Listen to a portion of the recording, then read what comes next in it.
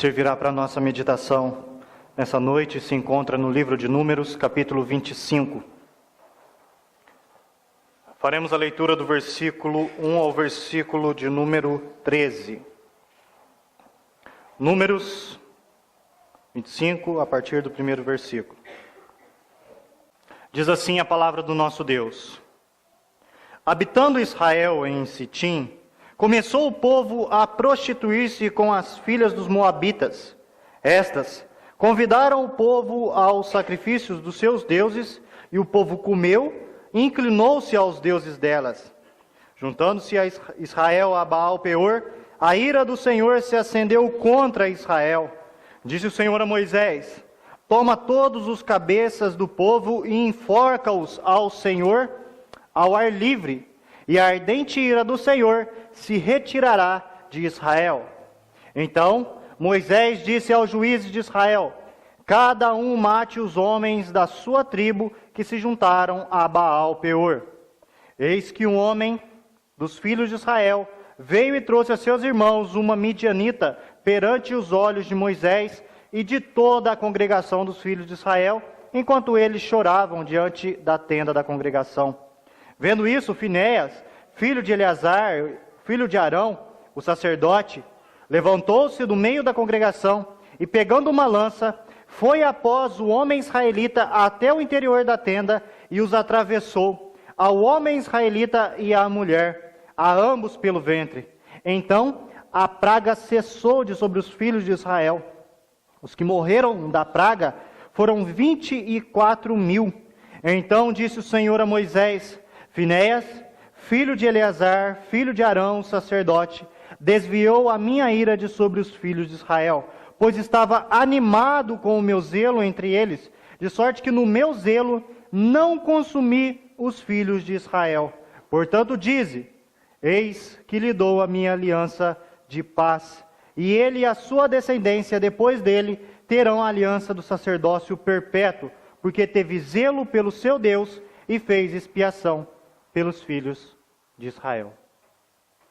Mesmo assentados como os irmãos estão, vamos orar ao nosso Deus pedindo a instrução dele nesse momento. Curvem suas cabeças, meus irmãos. Pai santo e bendito, fale conosco nesse momento, Senhor Deus. Rogamos a Ti, Senhor Deus, que depois da Tua palavra ser lida, ela venha a ser aplicada no nosso coração, venha a ser transmitida, Senhor Deus. Que a Tua voz, Senhor Deus, fale alto e profundamente no nosso íntimo, Pai, para que possamos, Senhor Deus, ter a nossa vida transformada dia após dia, por meio da Tua palavra, Senhor Deus. Nos instrua nesse momento, Pai, precisamos da Tua voz nos guiando, Senhor Deus. Fale conosco, nos ajude, que o Teu Santo Espírito venha nos iluminar nesse momento, Pai. Não só para que entendamos a Tua palavra, mas que também coloquemos, Pai, em prática. E, Pai, na primeira oportunidade, proclamar às outras pessoas, Senhor Deus. Nos ajude nesse momento. Necessitamos da Tua graça. É isso que eu te peço, no nome de Cristo Jesus. Amém. Meus amados, se nós fizermos uma análise mesmo que superficial da nossa sociedade, infelizmente nós vamos encontrar um problema grave no nosso meio. O problema é esse: a ineficácia em combater o erro.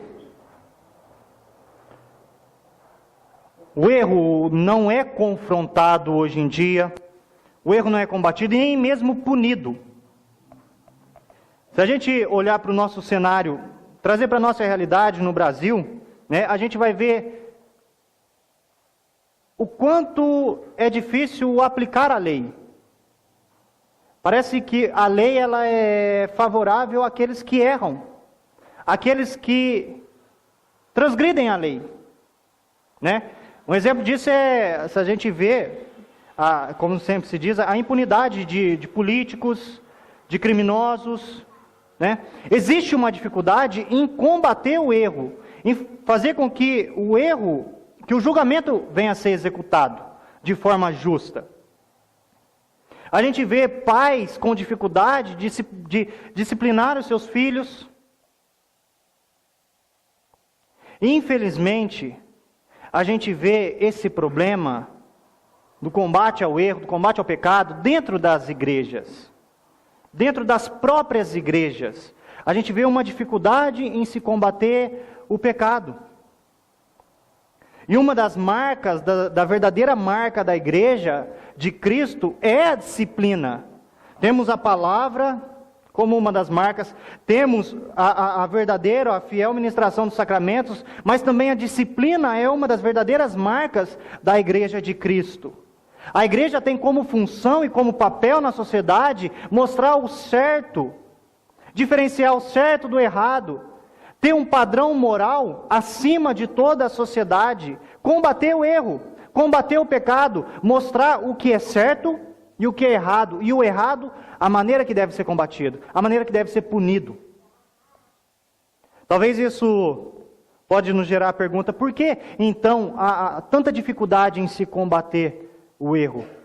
E eu digo isso dentro da igreja, porque através de nós, nós devemos ser luz ao mundo, nós devemos ser exemplo àqueles que não conhecem a Deus, nós devemos mostrar a verdadeira maneira de viver, a maneira correta de se viver. Então por que não combater o erro começando dentro da nossa igreja? Por que não punir o pecado dentro do nosso meio? Será que é talvez por medo de confrontação? Será que talvez por medo de perder a amizade, perder o coleguismo? Por medo talvez de perder membros?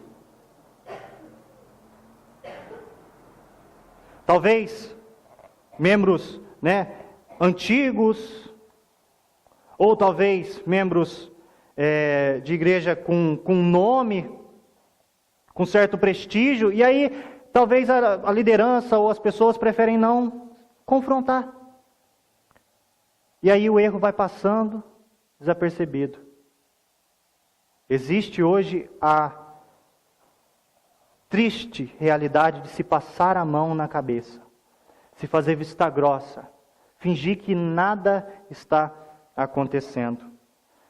Mas, meus irmãos, quando Moisés ele escreve aqui o livro de Números, e ele relata esse acontecimento aqui nas penínsulas de Moabe, o povo aqui estava no final da sua trajetória, da sua caminhada no deserto.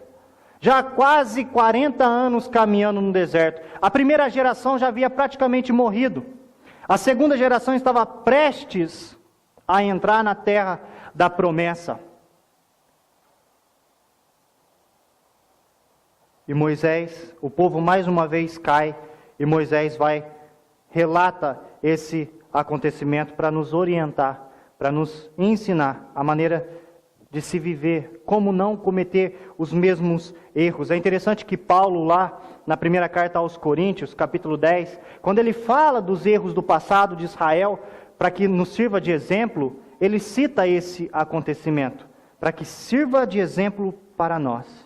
E Moisés, então, relata isso. O povo havia saído lá da planície, da planície do Sinai, lá do Egito, peregrinando, recebeu a lei.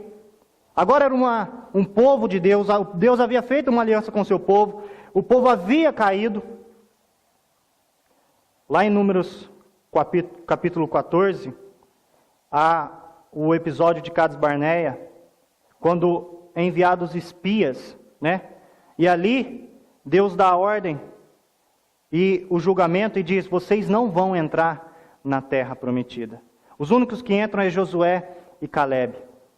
Toda aquela primeira geração morre no deserto. E aqui já é outra geração que está se levantando, prestes também a entrar agora na terra da promessa. Mas nós vemos o exemplo agora de Finéias, um homem zeloso pela obra de Deus. Um homem que teve zelo pelo povo de Deus. Versículo de número 1 ao versículo número 5 diz assim: habitando Israel em Sitim, começou o povo a prostituir-se com as filhas dos moabitas. Estas convidaram o povo ao sacrifício dos seus deuses, e o povo comeu e inclinou-se aos deuses delas. Juntando-se Israel a Baal Peor, a ira do Senhor se acendeu contra Israel. Disse o Senhor a Moisés: toma todos os cabeças do povo e enforca-os ao Senhor ao ar livre. E a ardente ira do Senhor se retirará de Israel. Então Moisés disse aos juízes de Israel: cada um mate os homens da sua tribo que se juntaram a Baal-Peor. Quando a gente entra aqui no capítulo 25, Israel estava habitando em Sitim, nas planícies de Moabe, né? Só que quando a gente vai lá para o capítulo 22, quando o povo de Israel chega ali em Moabe, logo Balaque, rei dos Moabitas, ficou com medo. Ele tinha escutado já as histórias da nação de Israel, a maneira que Deus, de forma tão poderosa, havia livrado Israel do cativeiro do Egito. Estava com medo. Então, Balaque, rei dos Moabitas, contrata Balaão para profetizar contra Israel. E por 3 vezes, aquilo que era para ser maldição, Balaão não conseguiu amaldiçoar o povo. Se tornou em bênção. E ele reconhece isso, que ele não conseguia amaldiçoar o povo de Israel. Israel, ele não conseguiu ser contaminado, ser prejudicado de fora para dentro. Mas Balaão sabia muito bem como contaminar, como prejudicar o povo de Israel de dentro para fora. O texto diz que o povo começou a se prostituir com as filhas dos moabitas, e estas convidaram o povo ao seu sacrifício de seus deuses, e o povo comeu e inclinou-se aos deuses delas. Eu peço que os irmãos me acompanhem algumas páginas à frente, no capítulo 31,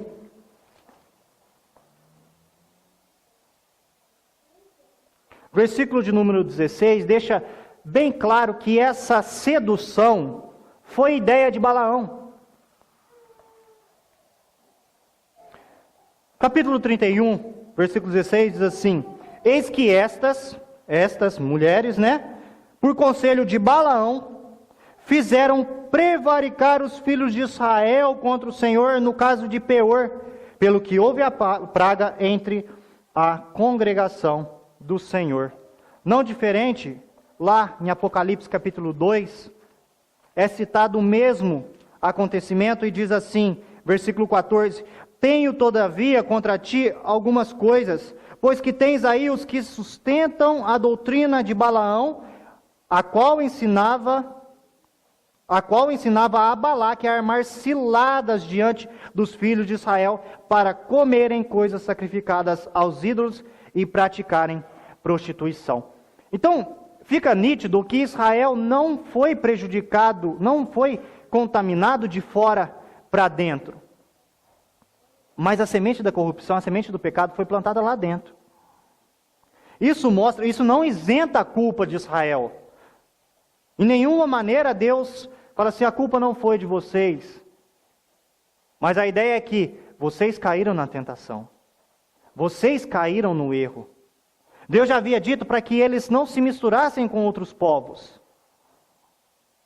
E aqui, o povo então se mostra muito suscetível ao pecado, se entregando à prostituição, se entregando ao erro. Quando o texto diz que o povo aqui começou a se prostituir com as filhas dos moabitas, e estas convidaram o povo aos sacrifícios dos seus deuses, e o povo comeu e inclinou-se aos deuses delas, aqui era tanto uma prostituição espiritual, né, porque eles estavam agora se inclinando aos deuses dos moabitas, mas também uma prostituição sexual, porque a forma de culto incluía esse tipo de prática, né? Então não foi só uma prostituição espiritual, mas foi tanto uma prostituição física e uma prostituição espiritual. E aí então, por conta disso, o versículo 3 diz que a ira do Senhor se acendeu contra Israel. Israel foi influenciado. A tentação foi jogada a eles. Eles não resistiram, caíram, pecaram. E por isso, porque pecaram, Deus vai tratar agora diretamente com o seu povo. a ira do Senhor se acendeu contra Israel. E a atitude então, diante da reação de Israel, diante do pecado de Israel, a atitude de Deus é: toma todos os cabeças do povo e enforca-os ao ar livre. E a ardente ira do Senhor se retirará de Israel. É interessante que foi uma corrupção, foi uma prática pecaminosa em público. Estava evidente quem ali estava cometendo o pecado, quem se juntou a Baal Peor. Da mesma forma que foi público o pecado, a execução, Deus diz, a execução também vai ser pública. A execução vai ser feita para servir de exemplo. Você vai pegar os líderes, e vai enforcar ao Senhor ao ar livre. Aí sim, depois do juízo ser executado, a ardente ira do Senhor se retirará de Israel. E é isso que Moisés então faz. Moisés disse aos juízes de Israel: cada um mate os homens da tribo que se juntaram a Baal Peor. Então, de um lado a gente vê a atitude, a reação, a corrupção de Israel, mas em contrapartida a gente vê a reação de Deus. Israel se corrompe, Deus derrama a sua ira. Então a gente tem um cenário aqui nacional. Mas agora Moisés sai de um cenário nacional para um cenário particular. Antes era a nação e Deus mostrando como deveria ser executado o juízo. Agora Moisés foca num caso particular.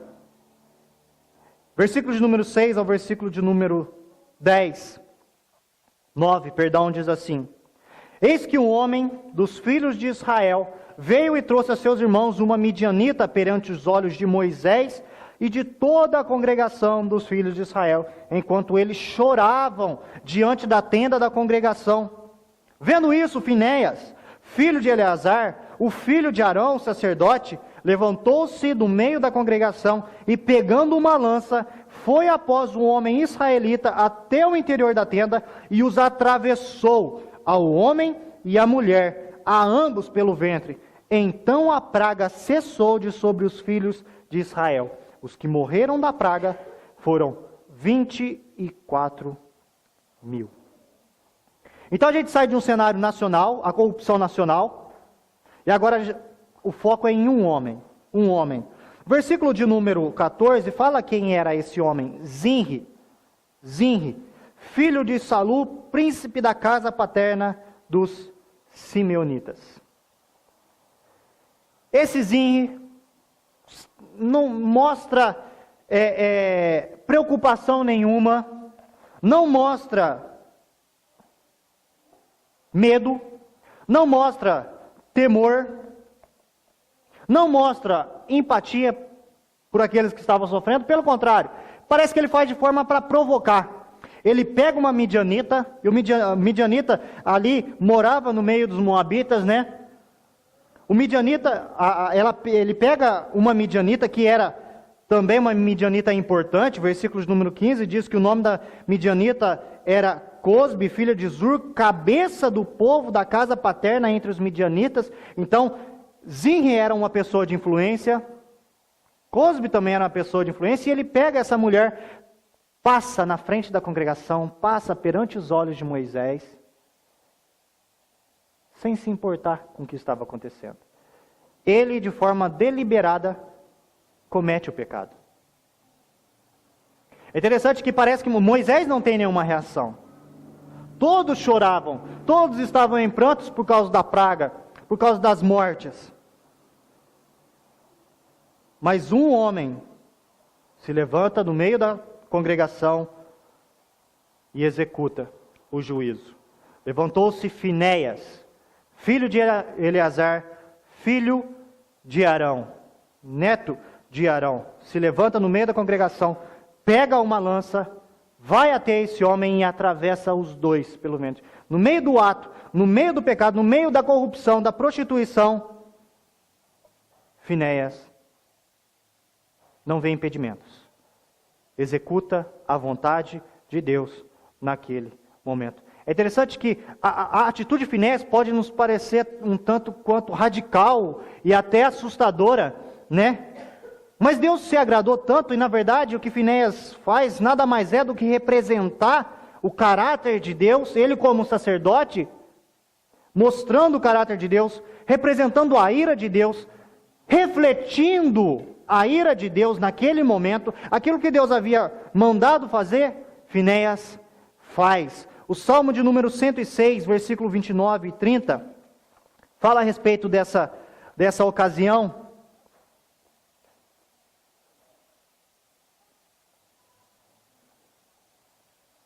A partir do versículo 28 diz assim, o Salmo 106. Também se juntaram a Baal-Peor e comeram os sacrifícios dos ídolos mortos. Assim, com tais ações, o provocaram a ira e graçou peste entre eles. Então se levantou Finéias e executou o juízo e cessou a peste. Isso lhe foi imputado por justiça de geração em geração para sempre. A atitude de Finéias, Deus se agradou tanto da atitude de Finéias, que a atitude de Finéias, lhe foi imputado como ato de justiça. Ele executou o juízo, e somente depois dele executar o juízo, a praga cessou de sobre os filhos de Israel. É isso que diz o final do versículo de número 8. Até esse momento, a corrupção ainda existia no meio do povo. Até esse momento, talvez Zinri tenha sido o último a se mostrar de forma rebelde. Talvez Zinri tenha sido o último ainda a insistir no pecado, na corrupção. E depois então, da morte de Zinri e da morte de Cosbe, a praga cessa. Mas infelizmente, ou felizmente, né, por Deus executar o juízo dele, né, mas pela morte de muitos, o texto diz que morreram da praga 24 mil. É interessante o número para nós, por quê? Quando acontece o relato lá de Êxodo 32, do Monte Sinai, quando é feito o bezerro de ouro, foi cerca de 3 mil pessoas que morreu. Lá, no acontecimento, em Números 26, no acontecimento dos filhos de Corá, a revolta dos filhos de Corá, não morre essa quantidade de pessoas, morre menos que 20 mil pessoas. Mas aqui parece que é o auge, parece que é o ápice, parece que agora sim Deus faz a limpeza no seu povo. Então parece que o juízo Deus foi prolongando isso, foi purificando o povo aos poucos, até que chega no momento em que Deus de fato elimina a corrupção, o pecado, aquelas pessoas que não ligavam para a aliança do Senhor, então limpa todo o povo. E eu gostaria de fazer um paralelo rapidamente, que é interessante, se a gente comparar Êxodo 32 com esse acontecimento de Números 25, porque há bastante coisas parecidas nos dois textos. Quando a gente olha lá em Êxodo 32, o pecado que houve foi de idolatria. Eles construíram um bezerro de ouro. Aqui em Números 25, também houve o pecado de idolatria.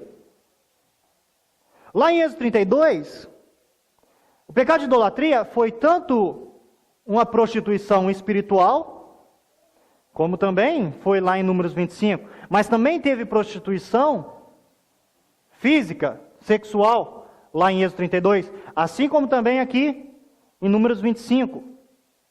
Lá em Êxodo 32, o texto diz que quem foi o responsável pela corrupção, pela queda do povo de Israel naquele momento, foi Arão, o sacerdote. Aqui quem fez com que o povo caísse foram as moabitas. Naquela ocasião a ira de Deus foi manifestada. Aqui também a ira de Deus foi manifestada. De que forma? Naquela ocasião de Êxodo 32, mata, executa. Aqui também, mata, executa. Lá em Êxodo 32, quem que fez a execução? Os levitas. Aqui, quem que fez? Os líderes, e de modo particular, que o texto foca, Finéias, sacerdote. Lá em Êxodo 32, Deus estabelece uma aliança, ou reafirma a aliança com a tribo de Levi.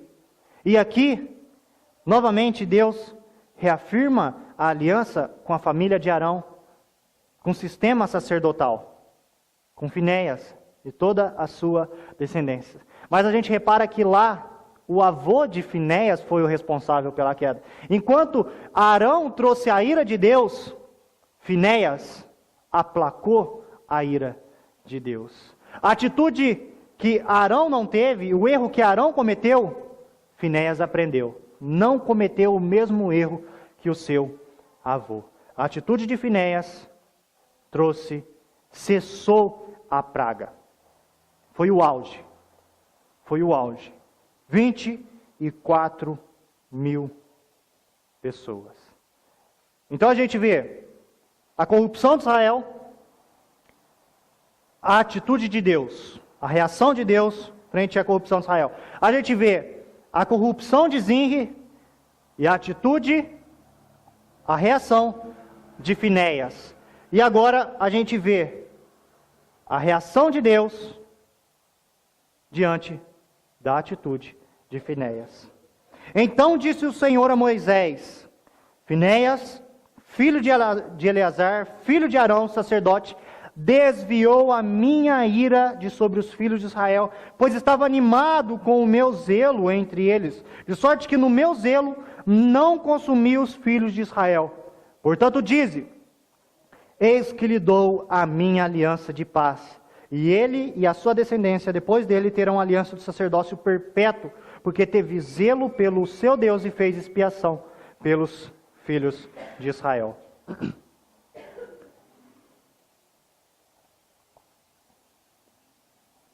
Uma coisa que é interessante, meus irmãos, é que quem que aplicou a justiça naquele momento? Finéias. Mas com quem que Deus fala? Com Moisés. Deus chama Moisés, ele não chama Finéias, mas ele chama Moisés, provavelmente porque Moisés era o líder, né? Era por meio de Moisés que Deus falava, e ali dava a autenticidade da aliança que Deus estava reafirmando, reestabelecendo naquele momento. Da mesma forma que foi com Arão, Deus primeiro fala com Moisés, e quando... Versículo 10, quando diz assim: então Deus, disse o Senhor a Moisés, a ideia aqui é que Deus chama Moisés e diz: Moisés, preste muita atenção naquilo que eu vou te falar. Presta atenção. Se concentra naquilo que eu vou te falar agora. Tá? Eu não estou falando qualquer coisa. Como se Deus, falasse alguma coisa que poderia ser descartada. Mas é tão importante que Deus chama a atenção de Moisés, para Moisés prestar atenção. E quando a gente vê no versículo 11, então, que ele vai falar a respeito de Finéias, ele já começa logo falando a respeito de quem, para quem era a promessa, para quem era a aliança? Finéias. Porque no versículo 7, o foco está na ação de Finéias. O que Finéias fez? Mas no versículo 11... o foco está na pessoa de Finéias. Finéias, é para Finéias que é a aliança. Finéias, filho de Eleazar, filho de Arão, sacerdote, ele desviou a minha ira de sobre os filhos de Israel. Por quê? Ele diz: pois estava animado com o meu zelo entre eles. A ideia aqui é que ele estava extremamente zeloso. Não é um zelo superficial, não é uma importância superficial, uma mera importância, um mero zelo, mas é um profundo zelo, pelo zelo de Deus. É como se Finéias tomasse as dores de Deus, porque naquele momento, o que Israel estava fazendo? Quebrando a aliança. O que Israel estava fazendo era traição. quebrando a aliança com Deus, se juntando a outros deuses. É como se alguém se compadecer do marido que foi traído. Ele sente as dores. O que Finéias fez é isso, ele estava extremamente zeloso com o zelo de Deus. Ele sentiu aquilo que poderíamos dizer, o que Deus sentiu naquele momento. A ira de Deus, a corrupção, né? A quebra da aliança, a traição feita. Finéias toma as dores, e é por isso que Deus restabelece uma aliança com ele. Ele fala assim: ele estava animado com o meu zelo entre eles, de sorte que no meu zelo não consumi os filhos de Israel. Deus ainda mostra a sua misericórdia, mostra a sua graça, a sua paciência, a sua bondade. Deus fala: eu não consumi, quero meu povo. Mas Israel, Finéias representou muito bem a minha ira. Portanto, por Finéias me representar, mostrar o que eu estava sentindo, sentia aquilo que eu estava sentindo, diz: eis que lhe dou a minha aliança de paz. Eis que lhe dou a minha aliança de paz. E ele e a sua descendência depois dele terão a aliança do sacerdócio perpétuo. São duas promessas, duas alianças, a aliança de paz e a aliança do sacerdócio perpétuo. A ideia da aliança de paz aqui é uma paz tanto terrestre, mas também espiritual, né? É uma paz que abrange todos os sentidos da vida, que Finéias seria bem-sucedido em todos os aspectos da sua vida, quer terrestres, quer celestiais. E também a ele e a sua descendência depois dele, a aliança do sacerdócio perpétuo. É interessante essa aliança do sacerdócio perpétuo, porque o profeta Malaquias cita essa aliança de paz e essa aliança do sacerdócio perpétuo. Malaquias, lá no capítulo 5, capítulo 2 do seu livro, ele cita essa aliança. Então isso mostra que estava em vigor, que a aliança, que a promessa de Deus ainda estava em vigor. Deus não havia abandonado a sua promessa, a promessa de um sacerdócio perpétuo, a promessa de uma aliança de paz. Mas nós sabemos que o sistema sacerdotal não existe mais, e depois de Cristo não se faz mais necessário. Então, que aliança perpétua é essa? Na verdade, essa aliança perpétua, essa aliança do sacerdócio perpétuo, ela se cumpre em Jesus Cristo. Ela se cumpre em Jesus Cristo. Porque ainda assim, essa aliança do sacerdócio perpétuo era reconfortante, trazia esperança para o povo. Por quê? Porque quando Deus fala, olha, vai ter sempre um sacerdócio, a ideia para o povo era: vai haver quem nos represente, vai haver quem faça expiação pelos nossos pecados, vai haver alguém que faça a intercessão entre nós e Deus. E até Jesus Cristo, essa aliança foi mantida com Arão, com a descendência de Arão. Mas depois de Jesus Cristo, o sacerdote de uma ordem superior, como diz o autor de Hebreus, segundo a ordem de Melquisedeque, né? Um sacerdócio superior, mas ainda assim um sacerdócio. Ele é hoje o nosso sacerdote eterno. Ele é comparado a Melquisedeque, que não teve começo, mas também não teve fim. Então, ele é eterno. Então essa aliança de paz, essa aliança do sacerdócio perpétuo, ela se cumpre perfeitamente em Cristo. E não há mais necessidade de termos sacerdotes, homens que nos representem diante de Deus. Hoje nós temos Cristo Como nós lemos lá, né, na leitura de confissão em 1 Pedro, 1 João, né, capítulo 2, onde fala que Jesus Cristo, se pecarmos, nós temos um advogado junto ao Pai, Jesus Cristo. Jesus Cristo que intercede por nós. Jesus Cristo foi o sacerdote que não só intercede pelo povo, mas ele é a própria oferta.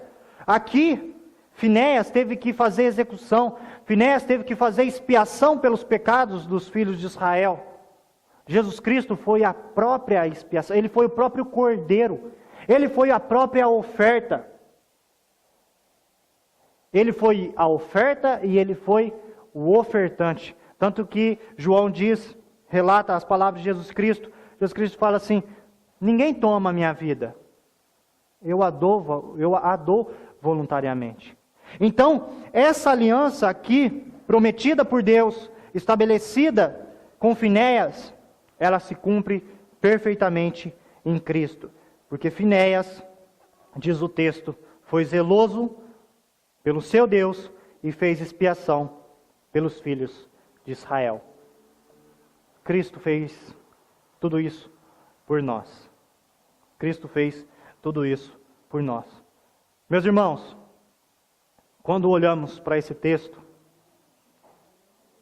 a primeira coisa que nós vemos é a propensão de Israel em pecar. Israel não foi prejudicado de fora para dentro, mas foi prejudicado de dentro para fora.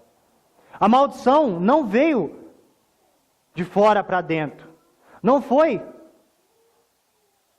Balaão que trouxe a maldição de Deus para o povo, mas foi o próprio povo que atraiu a ira de Deus para si. Isso mostra o quanto Israel estava suscetível à queda. Mas o pecado não fica impune. E essa é uma certeza que nós temos que ter na nossa vida, meus irmãos.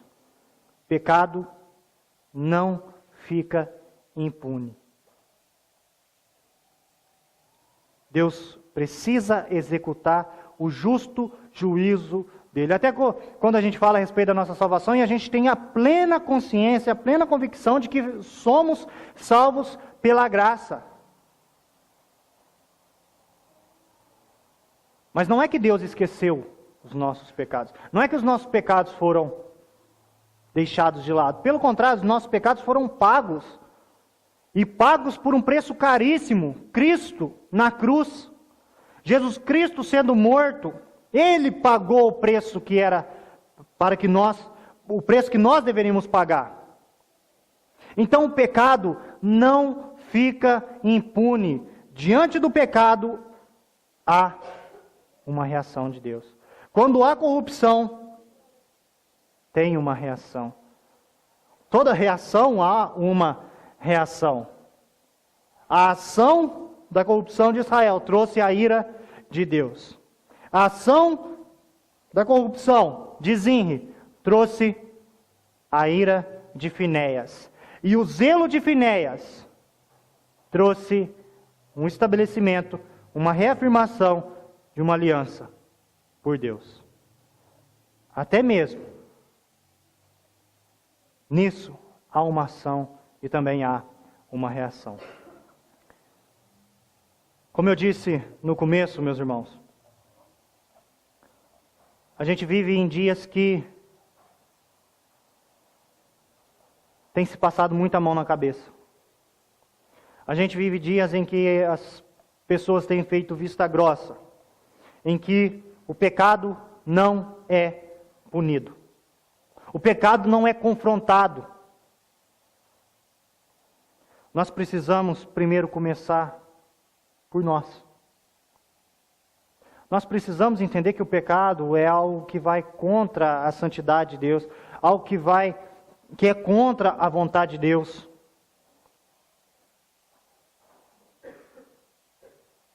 E nós precisamos bater de frente com isso.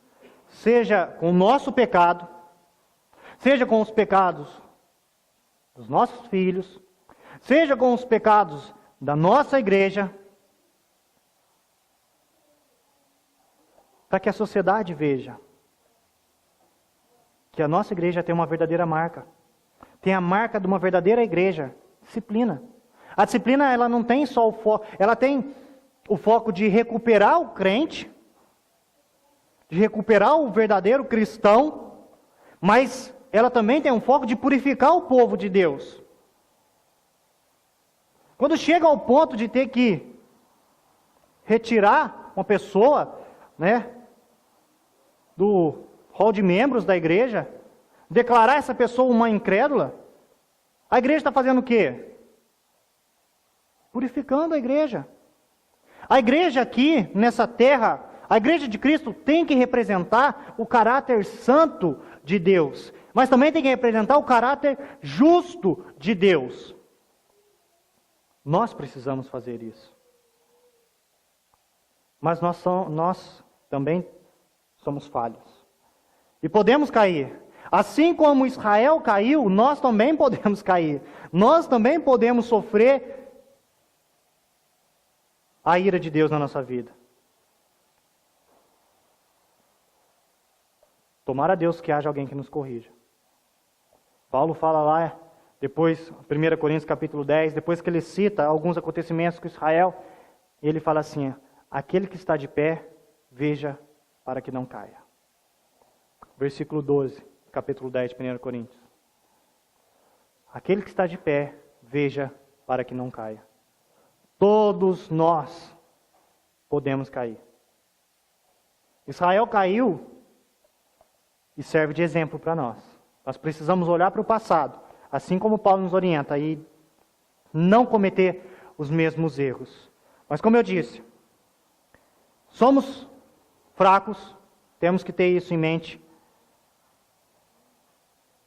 Temos que combater o pecado. O pecado não pode passar desapercebido, assim como Deus não deixou passar desapercebido, assim como Finéias não deixou passar desapercebido.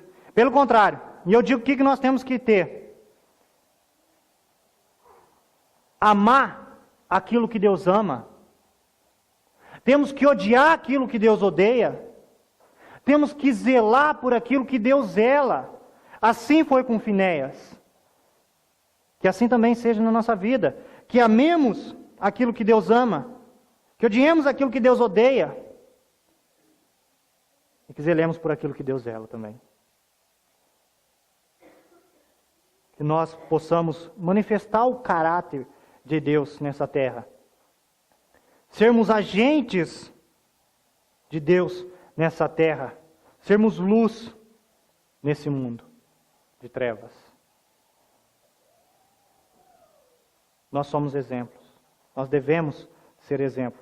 Assim como Finéias foi zeloso pela obra de Deus, pelo zelo de Deus, que assim também nós possamos ser zelosos pelo zelo de Deus. Amém?